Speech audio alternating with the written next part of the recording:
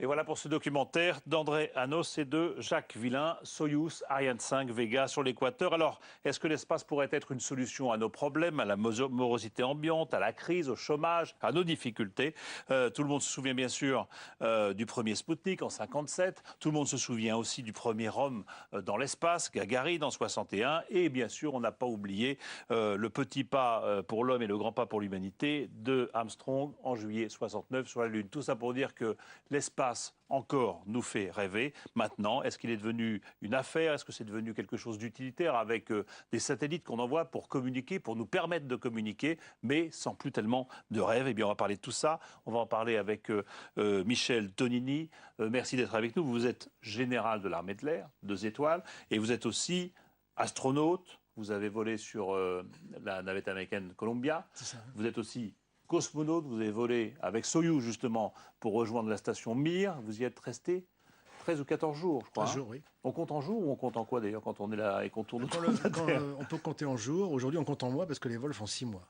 Les vols vont 6 mois. Aujourd'hui, font 6 mois. Donc, on compte en jours, en mois. Une équipe qui part maintenant pour aller dans la navette internationale, dans la station internationale, elle va rester 6 mois. 6 mois, c'est toujours 6 mois, oui. Il reste 6 mois autour de la Terre. Oui, oui.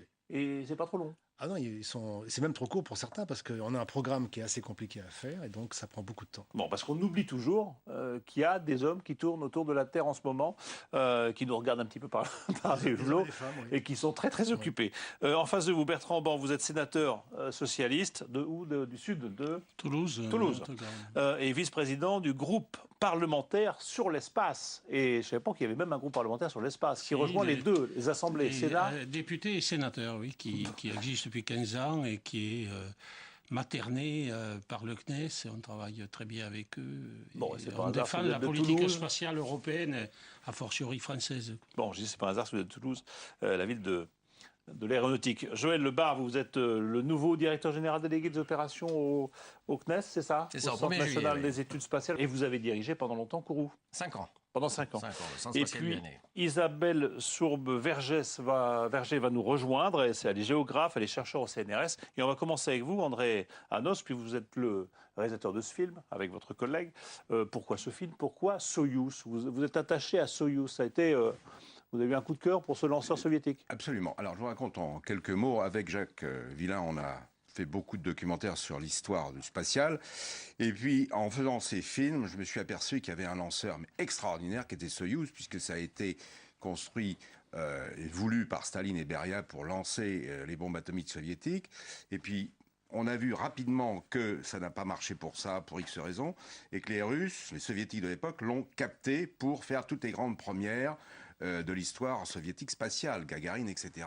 Et puis après, on a vu qu'il a traversé, si je peux le dire, la guerre froide. Il est devenu un objet... Et on voit bien dans le film, c'est le camion de l'espace, voilà, c'est le truc fiable, qui tombe jamais en panne, qui marche bien. 50 ans d'histoire, qui traverse 50 ans d'histoire spatiale et qui arrive aujourd'hui à Kourou pour lancer les satellites les plus sophistiqués qui soient. Je veux dire, c'est une histoire incroyable. Alors avec Jacques Villain, on s'est dit, on va faire un film là-dessus. Bon. Et on a été aidé par votre chaîne. Et bien d'autres aussi, merci. Absolument. Et vous êtes allé à Kourou. Est-ce que vous êtes allé aussi à la Cité des Étoiles, à Cap Canaveral, enfin, etc., dans ces coins-là, américains ou russes? On a été à Kourou au printemps dernier, lors de la présentation à la presse. Là, je dois dire, j'ai eu un coup de foudre, parce que quand on voit 50 ans d'histoire qui est là et qui va lancer les satellites, on n'a pas été en Russie, puisque le film, pour des raisons que vous avez certainement un petit peu expliquées, a été stoppé puis repris. Mais on a eu l'aide des Russes d'aujourd'hui qui nous ont trouvé beaucoup d'images inédites. C'est pour ça que ce film est bourré d'images inédites. Et on a senti l'apport des Russes qui aimaient nous faire plaisir pour valoriser leur fameux lanceur. Est-ce que vous avez senti un milieu assez ouvert, qui n'est plus replié sur ses secrets, ses subtilités nationales? Est-ce que c'est un monde qui s'ouvre, le monde du spatial? Pour parler de Soyouz, on a vu que les Russes d'aujourd'hui ont la main mise sur leur lanceur, ils sont près de la bête, ils l'entourent, ils la façonnent.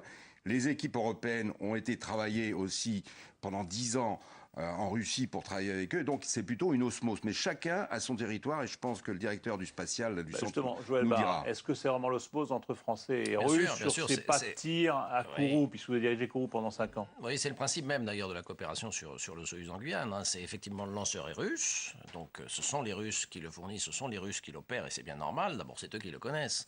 Donc pour opérer un lanceur, il faut avoir évidemment une connaissance très profonde, très aiguë. Donc ce sont des équipes russes qui opèrent le lanceur. À côté, ce sont des équipes européennes qui ont fait le pas de tir de Soyuz en Guyane. Et il y a eu des problèmes, c'est pour ça que le film a été arrêté, parce que vous n'arriviez pas, je sais pas, il y avait des difficultés à mettre au point ce pas de tir. Oui, on a eu des problèmes de réalisation, pas tellement de mise au point, mais de réalisation dans la partie, en particulier la partie russe, j'ai le regret de le dire, du pas de tir. Nous avons une spécificité en Guyane par rapport à Baïkonour, puisque le Soyouz que nous lançons en Guyane, c'est le même que celui que les Russes lancent à Baïkonour. La seule différence qu'il y a entre le pas de tir de Baïkonour et le pas de tir de Guyane, c'est qu'en Guyane, il nous faut un portique mobile, qu'on voit d'ailleurs dans le film de M. Amos, qu'on voit très bien. Ça est très bien expliqué qui est dans un votre portique, film. donc qui protège le lanceur au moment de son intégration finale. Et cette pièce était une pièce nouvelle, donc c'était une grosse pièce qui a pris quelques retards dans sa réalisation. Mais je me demandais, est-ce que chaque État, enfin surtout les États de l'espace, les Russes, les Américains, les Français, etc., sont très repliés sur eux-mêmes, très jaloux de leurs prérogatives et de leurs connaissances, ou est-ce qu'on échange beaucoup dans votre milieu? Moi, je dirais qu'il y a une coopération qui est très forte entre les différentes puissances spatiales. Par contre, je dirais que l'accès à l'espace, c'est-à-dire ce qui repose sur une base spatiale et un ou plusieurs lanceurs pour répondre aux besoins d'une nation, ça, c'est un outil de souveraineté. Ça a été inventé par les Américains et par les Soviétiques au moment de la guerre froide. La France s'est lancée dans cette aventure avec le général de Gaulle dans les années 60. L'Europe nous a rejoints quelques années plus tard. Et aujourd'hui, toutes les grandes puissances émergentes se dotent de leur capacité d'accès à l'espace. On voit la Chine, on entend parler de l'Iran. Ça veut dire que ça se démocratise, l'espace? Ça se généralise. Moi, je pense qu'une puissance qui se veut au moins régionale, et vous en avez cité certaines d'entre elles, mais on pourrait parler de nos voisins du Brésil, doivent se doter et veulent se doter d'une capacité d'autonomie d'accès à l'espace. Ça fait partie de la panoplie d'un... Oui, c'est un outil de souveraineté. Une région moderne maintenant, c'est d'avoir un accès à l'espace. C'est un outil de souveraineté dont un État a besoin pour répondre aux besoins de ses politiques publiques, aux besoins de ses citoyens, aux besoins de sa défense. Bertrand Ban, c'est votre impression que maintenant, si on veut faire partie de la table des grands, c'est pas seulement d'avoir la bombe comme dans le temps, c'est aussi d'être dans l'espace? Certainement. Juste, moi qui ne suis pas ni scientifique et je suis profane, je n'ai pas volé, je ne suis pas un directeur de tir ou quoi que ce soit. Je suis juste un politique qui se passionne pour cette histoire. Alors, si vous voulez, la part de la souveraineté, ça touche tout simplement la défense, l'observation, l'aspect militaire, etc. Ensuite, si on prend la coopération internationale sur l'astronomie, la biologie, etc., notamment ce qui se fait à l'ISS, on voit qu'il y a des Canadiens, des Russes, des Américains, des Japonais et des Européens. L'ISS, c'est la Station Spatiale Internationale. Voilà, qui vole, qui fait 7 km 7 par seconde. Je le dis toujours parce que ça fascine les gens. Ceux qui hors atmosphère ne veut pas dire grand-chose, même si elle est à limite, je crois.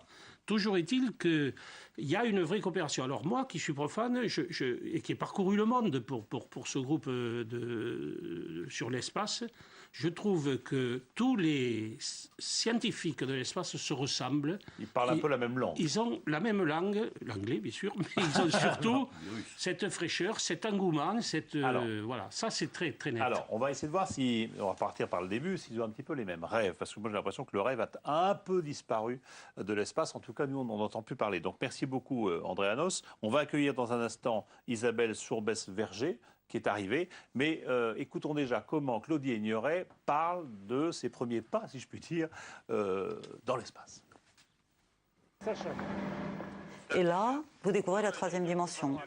Vous flottez dans ce nouveau volume, vous flottez au plafond. Le haut et le bas ne sont plus vos références ordinaires. Donc au début, ça rend parfois la tâche scientifique un petit peu difficile. Mais c'est ça aussi qui fait le bonheur de ces moments-là. Le premier regard par le hublot, c'est vraiment quelque chose qui est très, très fort. Vous en avez rêvé, vous avez vu des images, vos collègues cosmonautes vous en ont parlé. Et vous découvrez cette planète, pas dans sa globalité, puisqu'on n'est pas assez loin. Vous la voyez belle et pleine de vie. Et des pollutions maritimes et des déforestations qui s'aggravent, tout ça, vous le voyez aussi. Et donc, c'est beaucoup d'émotions, cette terre vivante qui est dans un cosmos noir, mystérieux, infini. Voilà, ça marche toujours, hein, des images de la planète bleue vue de l'espace, c'est toujours impressionnant. Merci Isabelle Sourbès-Verger de nous avoir rejoints. l'astronaute, le cosmonaute que vous êtes, on entend que le d'ignorer, mais vous, comment vous avez vécu vos premiers pas comme ça, vos premiers... C'est tout à fait ce qu'elle décrit. Hein. Les deux choses importantes lorsqu'on est dans l'espace, c'est de flotter dans l'espace. Donc on a un sentiment qui est inhabituel. On est vraiment en flottaison. On sent plus son corps. C'est un sentiment extrêmement agréable. Ça rend un peu malade de l'autre côté puisqu'on a un problème vestibulaire. Mais c'est aussi surprenant parce que vous mettez vos instruments en face de vous. Ils restent. Et au bout de quelques... vous posez un crayon dans l'espace, il est là. Il reste en face de bouge vous. pas. Voilà. Et au bout d'un certain temps, on pense même que, à la fin, je me disais, mais notre vrai milieu, c'est l'espace. Je pense que peut-être que dans des millions d'années auparavant, on était plus spatiaux que terrestres parce que ça a un sens. D'être dans l'espace, ça a un sens. On se sent vraiment bien. C'était un rêve de tout petit, ça, pour vous, d'aller dans l'espace? Et Ouais, est-ce que moi- ça a été une trouille terrible quand ça, Alors quand on n'a ça pas, commençait à chauffer on n'a pas en dessous, peur. On n'a pas peur quand on est dans l'espace. C'est surprenant. peur. Non, on n'a pas peur. On a peur avant. On a peur avant, lorsqu'on voit les autres partir. Mais c'est comme pour beaucoup de choses. C'est extrêmement impressionnant de l'extérieur, mais pas tellement impressionnant. Enfin, c'est impressionnant de l'intérieur, mais l'intérieur, vous imaginez qu'on va au simulateur tous les jours avant un vol.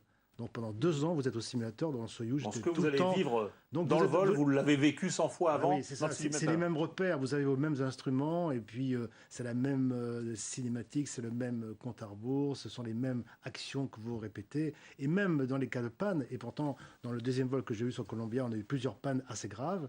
On a réagi sur les pannes comme si on était au simulateur de façon extrêmement soft, sans aucun Attendez, à énervement. quoi vous y allez alors, si c'est pareil que dans le simulateur? Il y a un moment, Non, il se non. passe quelque chose. Non, quand je même, à un moment. parle pour la partie décollage. La partie D'accord. dangereuse, c'est le décollage. Une fois qu'on est dans l'espace, une fois qu'on est dans la station, Ça, c'est magique. c'est beaucoup plus, bien sûr, c'est beaucoup plus serein. C'est magique. La vue de la Terre aussi, qui est extrêmement impressionnante. Donc vous avez décollé avec Soyuz, Oui. le fameux lanceur. Oui. Vous êtes arrivé dans Mir, Oui. vous êtes resté une quinzaine de jours. Oui, c'est ça. Vos vacances dans Mir, vous C'est aviez pas des loué pour vacances, 15 jours. j'ai travaillé parce qu'on fait à chaque fois de la science et c'est aussi un volet important. On n'en parle pas beaucoup, mais aujourd'hui, on a maintenant sur la Station spatiale internationale des vols de très longue durée où on peut faire des expériences qui sont longues. Je parlerai par exemple de la croissance des protéines pour les médicaments. On peut étudier des médicaments de façon beaucoup plus précise qu'auparavant parce que les Russes n'avaient pas l'équipement, les Américains avaient l'équipement sur les vols courts. Là maintenant, on a l'équipement et les vols longs, donc on va pouvoir le faire. Et ça, c'est extrêmement important parce que c'est le seul moyen d'avoir des molécules de médicaments qui soient dilatées de façon importante. Est-ce qu'il y a une très grande différence entre la façon de voler des Russes et celle des Américains? La façon d'entraînement est un peu la même. La façon de voler, le véhicule est différent, bien sûr. Hein. On est plus autonome. Si vous décollez sur une navette, si vous avez une panne grave au décollage, vous pouvez reprendre manuellement et faire pratiquement la partie du vol jusqu'à l'atterrissage en manuel. Chez les Russes, non, c'est automatique et l'atterrissage et le décollage est automatique. Bon, mais sinon, c'est à peu C'est près différent, les c'est une- mêmes c'est une sensations, capsule. la même ambiance. Oui, À peu près. l'ambiance est vraiment très bonne aussi. C'est un travail de collaboration. On travaille jamais seul, on travaille toujours en pool. Vous me disiez quand même que le décollage avec la navette, c'est un coup de fusil, ça part très vite. Ah oui, parce que c'est pas les mêmes impressionnant propulseurs, parce c'est de la que poudre. on décolle à partir du moment où on dépasse la tour qui nous tient attachés à la fusée. Hein. Dès qu'on a dépassé la tour, on est déjà supersonique. Et lorsqu'on a dépassé 30 secondes de vol, on doit réduire les 3 moteurs principaux au minimum pour éviter de dépasser la limite de charge maximale de la navette qui est de 3G. Et au bout de 1 minute 30, on remet plein gaz parce qu'on a dépassé Donc vous ne max. démarrez pas à plein gaz, c'est quand même un peu surprenant. Moi je croyais que c'était Enfin, on mettait toute la gomme au départ. On démarre à plein gaz, mais on réduit au bout Vous de 30 réduisez secondes. tellement c'est puissant. Et... Sur la navette. D'accord. Ça vous fait rêver, Madame Surbès-Verger?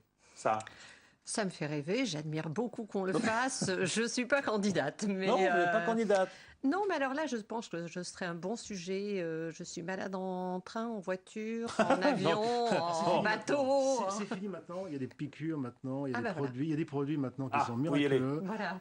Bon. Personne n'est plus malade. Voilà. Bon, et vous, C'est est-ce qu'il y aura eu des candidats? Est-ce que ça fait partie de vos fantasmes? Enfin, moi, je connais, même de loin, ce qu'est l'entraînement de ces scientifiques, en fait, parce que Tonini était pilote de chasse. Ce sont déjà des techniciens de l'aéronautique, pour le moins. Ensuite, c'est un entraînement très long et de sportifs de très haut niveau. Donc, je ne suis pas Est-ce comme que c'est un Churchill, rêve mais... de gosse, parce que vous êtes dans cette commission parlementaire pas pour rien, est-ce que c'est un rêve de gosse que de voler dans l'espace? Ah, mais on y retrouve Tintin, c'est incontestable. Hein. On y retrouve la fusée de Tintin, qui était quand même assez prémonitoire. Donc, ça plaît. Et puis, c'est à la fois une inconnue et c'est très palpable. Donc, si on fréquente ce milieu, on s'aperçoit qu'il y a des choses très simples. D'ailleurs, M. Tonini, lorsqu'il explique, finalement, c'est très simple, on n'a pas peur, il y a une piqûre pour le mal de l'air, etc. Voilà. Alors, et il y a une très belle vue sur la Terre quand il faut qu'on est là-haut. Il y a une vue sur la Terre, et je crois que sur cette planète, il y a deux sortes d'êtres humains. Il y a ceux qui ont vu la planète bleue et ceux qui ne l'ont pas vue. Oui, Ils sont largement minoritaires, mais c'est quand même merveilleux. Mais il y a des touristes, parce que j'ai vu que les Russes ont déjà envoyé des touristes dans l'espace à raison de 22 ou 36 millions le voyage, si j'ai bien compris. Et en revanche... Aller-retour. Aller-retour. Et Richard Branson, lui, avec Virgin Galactic, lui, il est en train de construire un statio-port dans le Nouveau-Mexique. Et là, il y a déjà une 500 personnes qui ont pris leur billet. Ils pourront faire un tour dans l'espace, peut-être un peu moins loin, mais pour 200 000 € pièce. Oui. Ça vous dit ça? Vous seriez preneur? Non, moi personnellement, je ne suis pas preneur. Alors, il faut faire attention. Quand on parle de Virgin, il faut faire attention. Ce n'est pas le cas des astronautes comme Michel Tonini. Hein. Il ne s'agit pas de la part de Virgin d'envoyer un astronaute sur la station spatiale ou sur feu la station Mir. Il s'agit de faire un vol qu'on appelle suborbital, c'est-à-dire d'amener effectivement un passager à la limite d'atmosphère, donc entre 100 et 200 km d'altitude, le faire rester, je ne sais pas combien de temps exactement, quelques minutes. Donc il voit la Terre ronde, mais il ne voit pas la Terre de loin. Quoi. Et ensuite, évidemment, on se repose. Bon, alors effectivement, ils annoncent un prix de 100 000 € ou dollars. Il y a des Français qui sont déjà inscrits. Il y a des Français qui sont déjà inscrits. Bon, le système n'est pas encore en service. Tous ces projets de tourisme spatial, puisque c'est cela dont on parle, sont des projets pour l'instant entièrement privés. C'est-à-dire que nous, les agences, nous n'avons pas à l'heure actuelle estimé nécessaire de financer ce genre d'aventure parce que nous considérons que ça ne répond pas à une finalité ni de politique publique, ni de besoins des citoyens. Mais le rêve, est-ce que... Mais ça marche toujours le rêve, mais je dirais pas forcément par le vol. C'est vrai que mais vous devez tous connaître ça et bien mieux que moi, quand on vous demande ce que vous faites et que vous dites que vous travaillez sur l'espace, même moi qui me contente, je dirais, d'analyser ce qui se passe, ça fait rêver les gens. Modes d'occupation, etc. Tout le monde vous dit spontanément, ça doit être très intéressant. Et de fait, c'est très intéressant parce que c'est un milieu dans lequel tout se passe, si vous voulez, avec une vraie contradiction. Enfin, moi, en tant que géographe et extérieur, c'est vraiment ce qui m'intéresse le plus. Le milieu spatial, il ne ressemble en rien au milieu terrestre. Vous n'avez pas véritablement de route, vous n'avez pas de port, à la rigueur, la Lune sur lequel vous pourrez aller vous poser, la station, mais là aussi c'est un objet transitoire. Et pourtant, on le pense comme on pense l'exploration de la Terre. Ça ressemble un peu à l'océan quand même, cette liberté-là aussi, peut-être. Oui, enfin, sauf que c'est différent. L'océan, c'est pareil. Vous avez un bateau qui va d'un port à un port. Là, vous êtes dans une situation complètement autre. Et en même temps, la manière dont est perçue l'occupation de l'espace, ce sont les enjeux terrestres classiques qu'on retrouve. Alors, il y a cette originalité de la non-occupation, de la liberté de circulation, etc., qui est posée par le traité de 67. On verra comment ça évoluera au fil du temps si un jour on veut faire une exploitation. Parce que l'espace appartient à personne. À tout le monde. C'est un bien de l'humanité. Alors après, si il y a ceux qui savent y aller et ceux qui savent si on pas veut y rêver, aller. parce qu'il y avait Obama qui nous a refait le coup de on va aller sur la Lune, il y a au début de son mandat. On va pas y aller. Non, au début, c'est Bush qui avait dit on va y aller et Obama nous dit on n'y va plus. Donc, moi je suis un peu déçu. Avec quoi on va rêver? Est-ce que c'est quoi l'étape prochaine? C'est d'aller sur la Lune, c'est d'aller sur Mars, c'est de quoi faire? Qu'est-ce qui va nous inspirer comme ça? C'est intéressant pourquoi Obama a dit on va pas y aller. Il a dit, quand j'étais sur les épaules de mon grand-père et qui m'a montré la Lune en me disant, tu vois, il y a des hommes là-haut, il y a des Américains là-haut, j'étais absolument fascinée, c'était merveilleux, c'était extraordinaire. Il dit, mais c'était en 1968. Et maintenant, il faut peut-être trouver autre chose. Et il faut peut-être faire effectivement de la recherche et du développement et essayer de trouver de nouvelles pistes, de nouvelles technologies. Et puis, est-ce qu'on a absolument besoin que ce soit des hommes? J'en suis pas certaine. L'exploration automatique, à une époque où on a des enfants qui jouent avec des jeux vidéo sur lesquels ils sont en situation virtuelle, etc., c'est peut-être quelque chose qui peut les passionner aussi. On a un petit peu l'impression que ce rêve spatial a été porté aussi par l'homme et parce que des hommes allaient dans l'espace. Je pense que ça faisait partie des choses. Envoyer des machines, c'est bien sympathique, mais c'est quand même un peu moins concernant. Est-ce que la prochaine étape, ça va être ça? Ça va être de remettre des hommes. Enfin, il y a des hommes dans l'espace, mais de les remettre avec un objectif, Lune, Mars, je ne sais pas quoi, mais qui va faire qu'on va se passionner à nouveau. Non, mais moi je crois qu'il est dans la nature humaine, effectivement, d'explorer l'univers. Donc l'homme dans l'espace, ça va continuer. Aujourd'hui, effectivement, l'homme dans l'espace a franchi une étape. Même si ça sert à rien. Ah non, il ne faut pas dire que ça sert à rien. Le problème, c'est que ça coûte cher. Attention. Le problème, M. Duquesne, c'est que ça coûte cher. Donc il faut trouver effectivement des projets qui correspondent à un rapport coût-efficacité qui soit satisfaisant, parce que le vol habité, ça coûte cher. C'est pas Michel Tonini qui me démentira.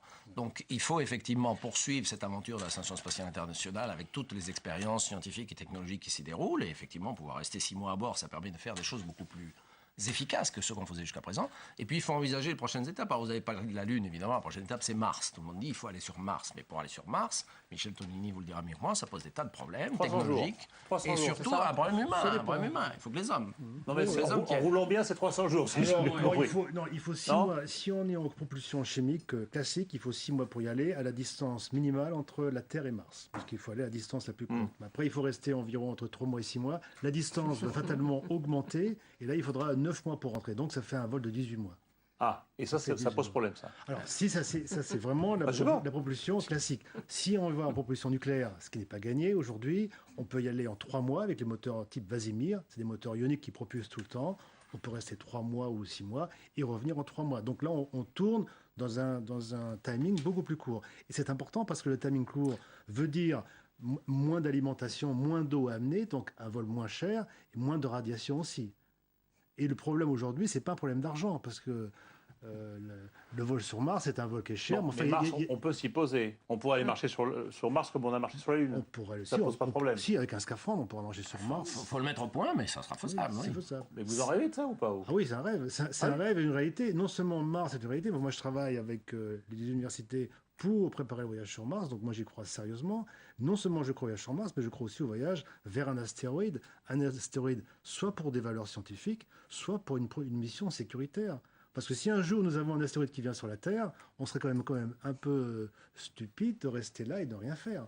Alors qu'on peut envoyer des hommes... Ah, c'est ce dernier film catastrophe où on a quelque chose qui nous arrive dessus. On peut dévier un astéroïde avec un moteur, et l'avantage c'est que le voyage retour il est beaucoup plus court. Puisqu'on vient avec lui. Voilà. Et oui, on le lâche au dernier moment. Ils en vont ailleurs. Il y a des choses à faire. Aujourd'hui, il est important d'aller dans l'espace pour avoir le contrôle des opérations dans l'espace, pour pouvoir intervenir si on a besoin. Mais Mme Sourbès-Verger dit ça ne sert pas à grand-chose quand même. Il y a plein de choses qu'on peut faire. Non, on peut automatiser plein de choses. Et c'est vrai. J'ai pas fini pour le prix, parce que là, on disait le prix. Savez-vous combien coûte l'espace aujourd'hui en Europe, l'espace habité ? Il y a des chiffres clés. À Londres, c'est pas pareil qu'à... Non, en Europe, combien ça vous coûte à vous sur vos 1 euro par an 1 euro par an. Le fait d'avoir des gens dans l'espace me coûte à moi 1 euro par an. 1 euro par an à tous les Européens. Quand même. Non, je plaisante. C'est pas cher. Ah, vous voyez, d'ailleurs, on dit que c'est cher. Ça coûte... Les vols habités coûtent 1 euro par an. Oui, je ne voudrais pas contredire Michel Tonini. J'ai le plus grand respect pour sa position et son aventure d'astronaute, mais le chiffre qu'il vient de donner correspond à ce que nous faisons actuellement, nous les Européens, en matière de vol habité, sans avoir cherché à avoir l'autonomie, contrairement aux Russes et aux Américains. Si nous voulions accéder à l'autonomie européenne pour les vols habités, ça voudrait dire qu'on aurait tous les moyens. Quand Michel Tonini a volé, il a volé avec les Russes et avec les Américains. Ça nous coûte 1 euro par personne en Europe pour que vous puissiez voler sur un véhicule russe ou américain. C'est le billet, quoi. Avec l'entraînement et tout ce qui va avec. Oui, mais seulement on compte dans ce prix-là le fait que nous avons une autre infrastructure dans l'espace. Nous avons un module européen. Notre part de la station. D'accord. Enfin, c'est pas tout le coût de développement d'un vrai lanceur, enfin d'une vraie autonomie, comme vous dites, avec une navette européenne. On compte le fait qu'on a lancé qu'on lance régulièrement le véhicule ATV, qui est un véhicule de docking automatique, qui va sur la station pour amener des vivres, et de l'eau, etc. Et ça, c'est fait en Europe, c'est vérifié en Europe, c'est lancé par les Européens avec Ariane 5. Oui, alors bien sûr c'est un rêve, et bien sûr la Lune, bon, pour des raisons budgétaires, et puis bon, finalement c'est la grande banlieue de la Terre. Mars, c'est une autre paire de manches, donc l'ambition est là. Est-ce que ça je crois qu'il faut faire attention, parce que si on parle que du rêve, on va trouver que finalement ça coûte très cher, le rêve. En fait, c'est d'une utilité primordiale pour la Terre, pour les habitants de cette planète. Donc l'ISS et les 6 astronautes, hommes et femmes, qui sont en permanence à 400 km ou à 350 km au-dessus de nous, et qui tournent 15 fois autour de la Terre quotidiennement, travaillent sans arrêt pour l'astrologie, la science des matières, pour, disons, tout un tas de calculs qui sont utiles. Il y a des choses concrètes dans notre vie de tous les jours qui viennent de ces expériences-là. Alors, c'est du rêve, mais c'est d'une importance capitale et j'ai envie de dire vitale. Vitale aujourd'hui, puisque une quantité de choses dépendent de notre conquête spatiale. Vous parliez des médicaments. Quand on voit Claudie Ignoret avec sa salamandre, on se dit bon. Il y a tout qui est lié parce que les vols ont commencé par des vols habités, puis des vols automatiques, mais c'est lié ensemble, on travaille ensemble. C'est-à-dire que les découvertes que nous faisons par les vols automatiques servent aux vols automatiques et habités et vice-versa. On va retourner au documentaire, écouter un petit peu ce que dit le PDG d'Arianespace justement sur à quoi servent tous ces satellites qui tournent autour de nos têtes. Écoutez. Ces petits satellites permettent d'abord de comprendre tout l'environnement de la Terre, parce que là aussi, il y a eu une miniaturisation. Les satellites de Spot faisaient 2-3 tonnes. Aujourd'hui, les successeurs de Spot font 800 kilos et ils ont des performances meilleures. Donc, la gestion des villes, des cultures, tout ce genre de choses. Bon, il y a aussi des satellites avec des fins de souveraineté, c'est-à-dire pour aller espionner ce qui se passe. Mais là aussi, ça fait partie de notre monde moderne. Donc, il y a ces petits satellites et puis de l'autre côté, il y a aussi les satellites scientifiques. Il y a de plus en plus de projets parce qu'on se rend compte que plus on sait de choses sur notre planète et sur l'environnement, plus on veut en savoir. Et par exemple, il y a des projets pour prévoir les tsunamis, il y a des projets pour affiner les prévisions météorologiques. Aujourd'hui, c'est à quelques jours. L'objectif est d'arriver peut-être à 10 jours, à 15 jours. Des projets pour piloter la façon dont on récolte les cultures, les céréales, pour prévoir exactement à quel moment il faut les récolter. Donc là aussi, les applications du spatial sont en train d'exploser. Alors ça veut dire quoi? Ça veut dire qu'on ne pourrait plus vivre aujourd'hui sans l'espace? Oui, moi je crois que c'est très important ça, c'est très important. Vous savez, j'ai l'impression quand même que l'espace qui est né dans les années 50, effectivement, donc il y a un peu plus d'un demi-siècle, dans les grandes puissances de l'époque qui étaient les États-Unis, l'Union soviétique, est né d'abord pour des questions de souveraineté, de prestige et de prestige. On va d'ailleurs dans ce que font les Chinois aujourd'hui. Les Chinois viennent de lancer encore 3 taïkonautes, on dit taïkonautes chez les Chinois, dont une femme d'ailleurs, dont une femme. Donc effectivement, il y a une dimension prestige-souveraineté. Ça a été la première étape du spatial, la première étape des pionniers du spatial. Et depuis ces dernières années, ce que dit Jean-Yves Le Gall dans le reportage est très juste, on a assisté à un extraordinaire développement des applications du spatial.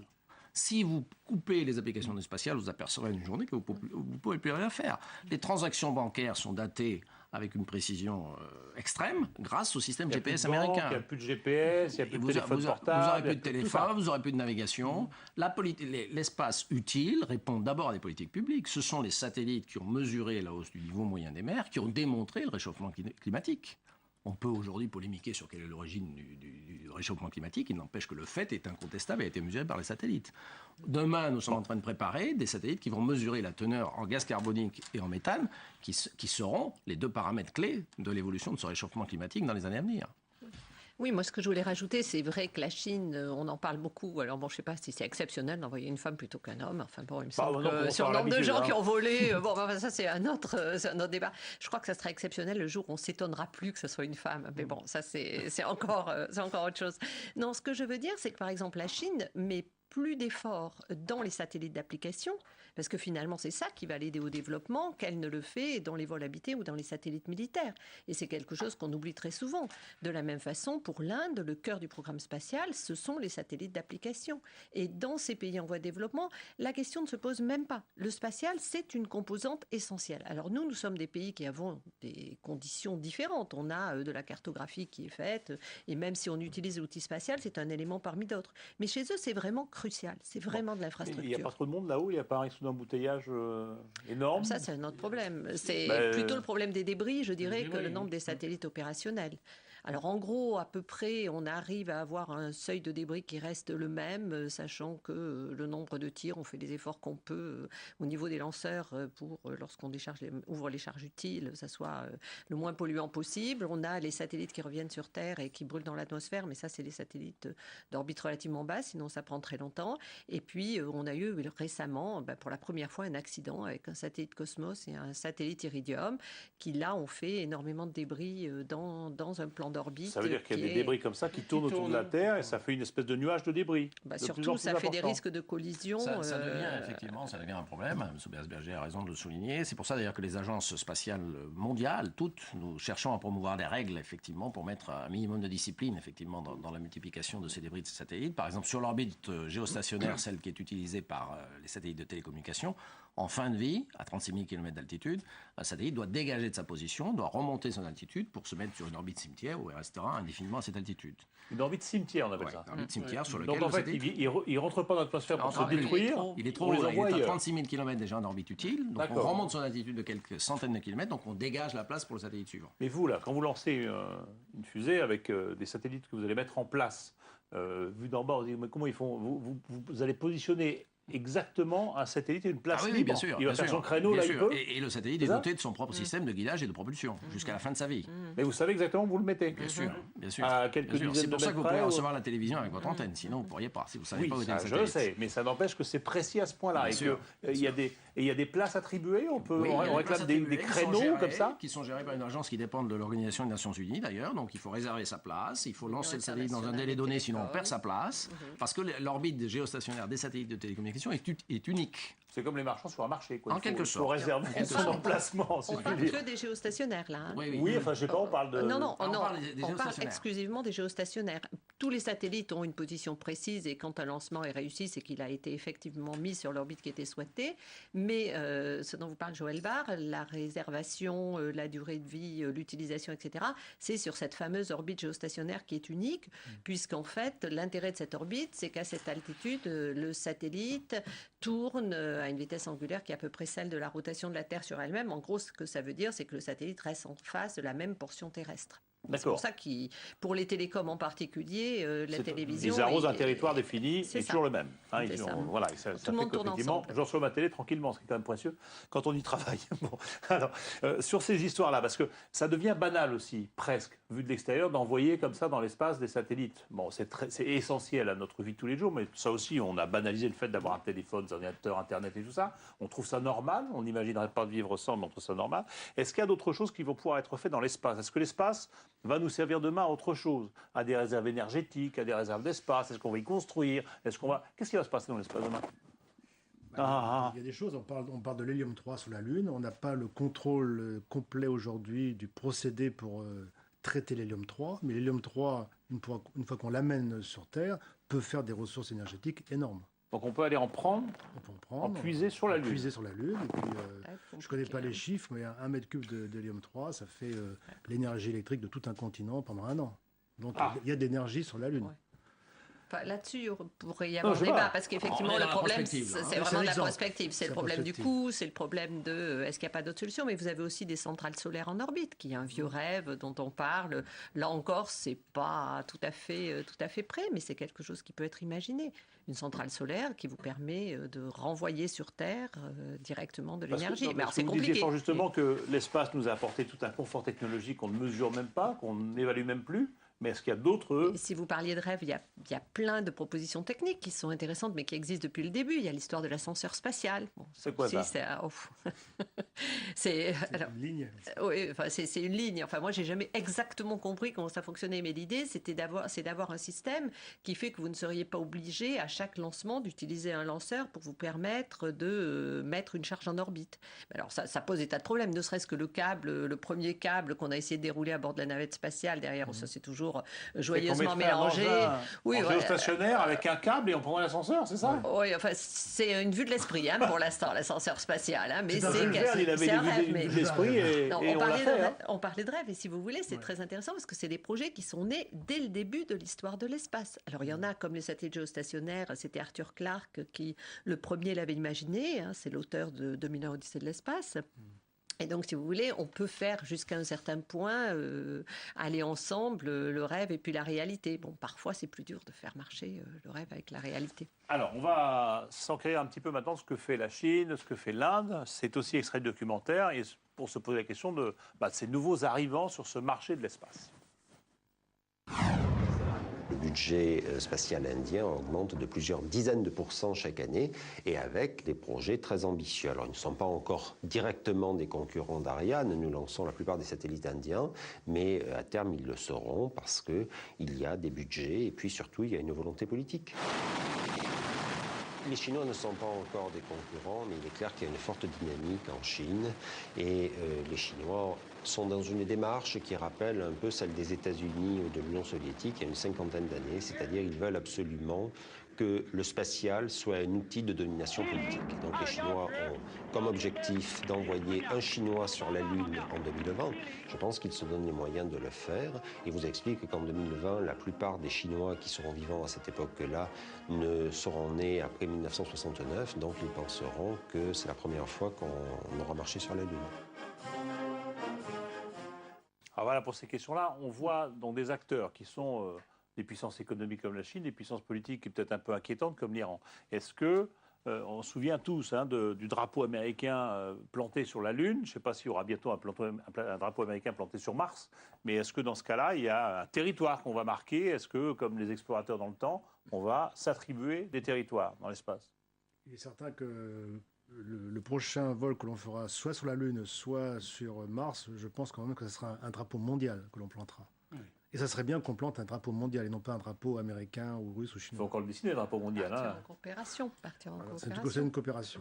Non, ça ne peut pas se faire sans coopération, c'est ce que veut dire Michel Tonini. C'est une aventure tellement lourde, tellement importante, tellement risquée aussi, que ça ne peut se faire qu'à l'échelle internationale, comme d'ailleurs aujourd'hui la Station spatiale internationale. La Station spatiale internationale est certes à dominante américaine, mais comme on l'a rappelé tout à l'heure, il y a tous les autres partenaires, les Russes, les Canadiens, les Japonais, les Européens. On disait tout à l'heure, ou à l'échelon régional, la Chine est une région, ou l'échelon régional, ou l'échelon mondial pour des projets plus importants. On ne peut plus envisager l'espace au niveau national comme c'était le cas à l'époque de De Gaulle. C'est fini ça. Non, je crois que Michel Tonini a raison. L'exploration spatiale de l'avenir, elle est internationale. C'est d'ailleurs comme ça que l'Europe la prépare. Parce que l'Europe y travaille. L'Europe se réunit régulièrement sur ce sujet. Est-ce qu'il y a des partenaires ou des nouveaux arrivants, comme l'Iran éventuellement, là, qui vous inquiètent?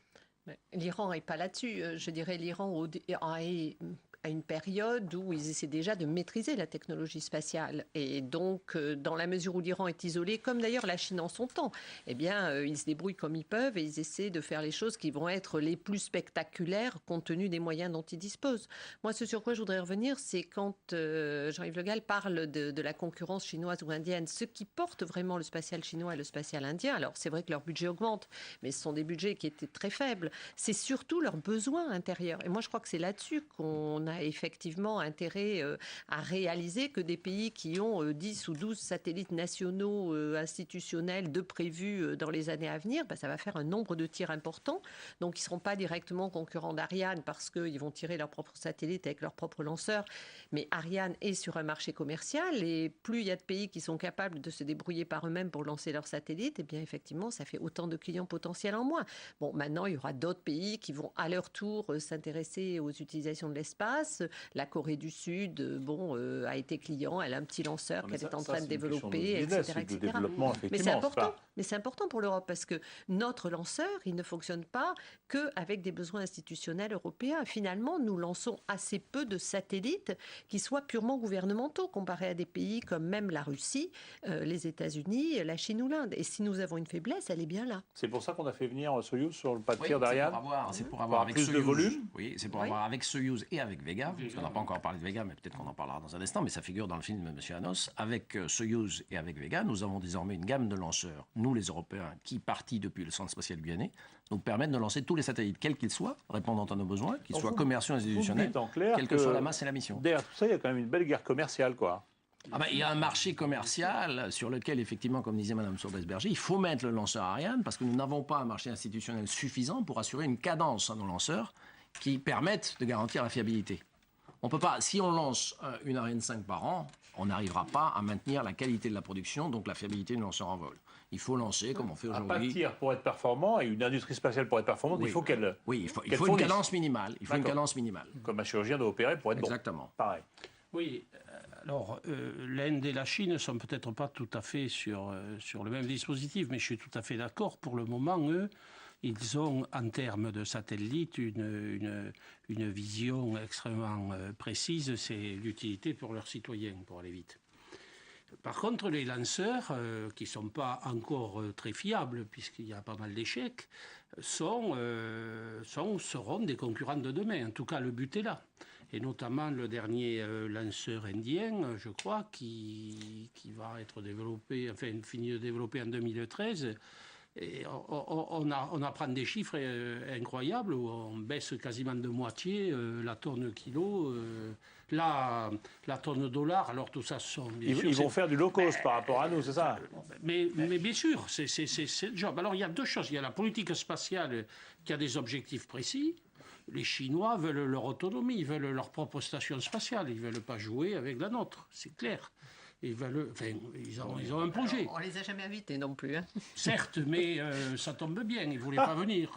Donc, ils veulent, eux, il y a la dimension de la Chine, on est fort, on est gras, on est puissant. La notion du drapeau existe encore pour les Chinois de façon importante. De suprématie, etc. Suprématie dans l'espace. Voilà. Donc, les Indiens, c'est différent, mais n'empêche que sur le marché lanceur, les Japonais font un lanceur. Tout le monde va faire un lanceur. Les Brésiliens commencent à y travailler. Donc la mondialisation, aïe aïe aïe. Et là aussi, oui, l'espace va être touché à son tour. Si ce n'est juste un point avant de laisser la parole. Si vous voulez, le décrochage budgétaire sur l'espace, il peut arriver. L'Europe, là, elle est en galère. Il y a de grosses difficultés. À partir de ce moment-là, vous prenez un retard technologique qui est quasiment mortel. C'est-à-dire, au bout d'un moment, si vous baissez votre recherche spatiale pour des raisons budgétaires, mais vous êtes vous nous dites en clair qu'il est surtout urgent de ne pas freiner nos efforts en matière spatiale. Un mot, parce qu'on arrive à la fin de l'émission, un mot quand même sur le militaire, parce que vous êtes quand même général de l'armée de l'air. Oui. Et le militaire n'a jamais été très loin du civil en matière spatiale. Non, il y a des similitudes entre les projets civils et militaires ils sont souvent au niveau des satellites. Un peu de concert. Bien sûr, oui. Bon. Est-ce qu'il faut craindre, parce qu'il y a eu la guerre des étoiles à une époque, est-ce qu'il faut craindre encore ça? Ou est-ce que l'espace ne sera plus jamais le sujet, l'objet de militarisation? En ce moment, il l'est. Il l'est un petit peu moins depuis que le président Obama est à la tête des États-Unis, mais c'est lié à un débat qui est tout à fait différent et qui est celui du bouclier antimissile américain. Et là, j'aurais tendance à vous suggérer, qu'ils veulent déjà mettre chez eux, qu'ils nous proposent de mettre en partie chez nous, sur lequel il y a des conflits avec la Russie, etc., etc. Mais là, si vous cherchez un nouveau sujet d'émission, je pense que vous avez largement de quoi faire. C'est un vrai énorme sujet. On aurait intérêt à regarder ce qui se passe de ce côté-là. Oui, mais c'est surtout que la vraie question, c'est que les États-Unis dépendent pour leur intérêt national du spatial, dans la version à la fois civile et militaire, que donc par conséquent, assez logiquement, ils ne conçoivent pas que l'on puisse menacer leurs satellites dans l'espace, que donc pour se protéger, ils ont tendance à préempter en disant qu'ils vont mettre des armes dans l'espace. À partir du moment où ils mettent des armes dans l'espace, ils ouvrent la voie pour que n'importe quel autre pays mette des armes dans l'espace. Alors c'est très caricatural. Et que l'espace soit plus tout à fait ouvert à tout le monde. Oui, même s'il est ouvert, ça veut dire qu'il y a toujours le risque. Bon, ça ne veut pas dire qu'on ferait la guerre, ça veut dire qu'on dissuaderait de faire la guerre, mais ça veut dire qu'il y a des satellites civils, ces satellites civils ils ne sont pas protégés comme les satellites militaires. À partir du moment, on a même vu un simple essai ASAT fait par les Chinois faire des milliers de débris, donc on a un vrai sujet qui pour l'instant je dirais est un sujet gelé. Vous vous inquiétez de ça, d'un jour où éventuellement on irait tuer les satellites des États concurrents? C'est ça? Non, ça serait défendre ses propres satellites. Non, ça serait défendre ses propres satellites comme un risque d'attaque. Les États-Unis, pas vraiment, parce que les États-Unis étant le pays qui utilise le plus spatial, même pour les besoins civils, ils n'ont pas du tout intérêt à ce genre de choses. C'est vrai qu'il y a quand même des complications, mais le fait que nous ayons une saison spatiale avec 5 agences différentes qui travaillent ensemble donne une garantie de sécurité et de paix entre les grands pays qui participent. Bon, moi j'étais venu avec un appétit de rêve et je repars avec des inquiétudes de guerre, mais tout va bien. Voilà. Merci en tout cas à vous d'être venu participer à cette émission. Merci à Aurélie Lafave de l'avoir préparée. Je vous rappelle notre site internet et je vous dis que dans une semaine, on va parler de la Légion étrangère. Vous voyez, la liaison est facile entre ces inquiétudes-là, ces bruits de bottes à nos frontières de l'espace et puis la Légion étrangère dont c'est le métier. Voilà. Et qui protège Kourou, absolument. Bonne semaine sur Public Sénat.